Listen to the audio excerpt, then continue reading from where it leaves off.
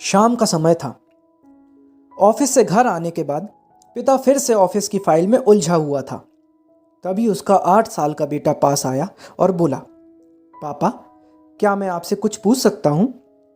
हाँ पूछो, फाइल में नज़र हटाए बगैर पिता ने जवाब दिया।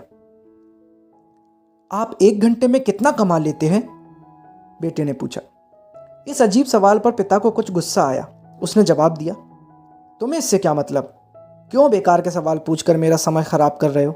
देखते नहीं मैं काम में बिजी हूं। पापा, मैं बस इतना जानना चाहता हूं, प्लीज बताइए ना, आप 1 घंटे में कितना कमा लेते हैं? बेटा जिद करने लगा। 500 रुपए, पिता ने जवाब दिया और काम में लग गया। ओह, बेटा सिर झुकाकर कुछ सोचने लगा, फिर सिर उठाकर बोला, पापा, आप मुझे 300 रुपए उधार दे सकते हैं? यह सुनना था कि पिता का गुस्सा बढ़ गया। वो बेटे को झड़कते हुए बोला, अच्छा, तो तुम इसलिए मुझसे मेरी सैलरी पूछ रहे थे? तुम्हें खिलौना या कोई फालतू की चीज खरीदनी है? अब एक शब्द कहे बगैर सीधे अपने कमरे में चले जाओ और सो जाओ। मैं इतनी मेहनत से पैसे इसलिए नहीं कमाता हूं कि तुम्हारी हर फालतू मांग को पूरी करता रहूंगा। बेटे का चेहरा उतर गया। भारी कदमों से वो वहां से चला गया। पिता कुछ देर तक तो बेटे की बात पर नाराज रहा, फिर काम में लग गया। काम खत्म होने के बाद उसकी नाराजगी भी खत्म हो चुकी थी। अब उसे बेटे के प्रति अपने खुद के व्यवहार पर दुख होने लगा। वो सोचने लगा कि हो सकता है कि बेटे को सच में किसी जरूरी चीज के लिए 300 रुपए की जरूरत हो। वो वैसे भी हर समय पैसे नहीं मांगता है।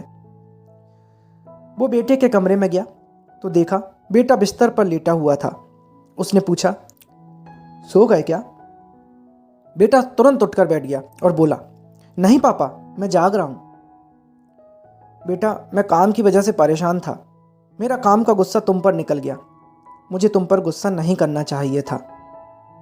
ये लो 300 रुपए, जो उस समय तुम मुझसे मांग रहे थे। पिता बेटे के पास बैठते हुए बोला, थैंक यू पापा। बेटा चहक उठा। 300 रुपए एक तरफ रख उसने अपने तकिए के नीचे दबे हुए कुछ नोट निकाले और उन्हें गिनने लगा। यह देख पिता को फिर से गुस्सा आने लगा।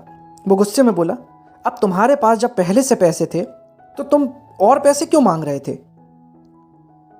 क्योंकि मेरे पास पूरे पैसे नहीं थे पापा, अब हैं, बेटे ने मासूमियत से जवाब दिया।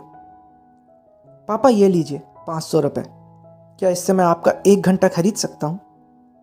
प्लीज कल आप घर जल्दी आ जाना, मैं आपके साथ डिनर करना चाहता हूं। बेटे की बात सुनकर पिता अवाक रह गया। दोस्तों, हम पैसे कमाने की जद्दोजहद में इतने ज्यादा व्यस्त हो जाते हैं कि हमारा परिवार हमसे पीछे छूट जाता है।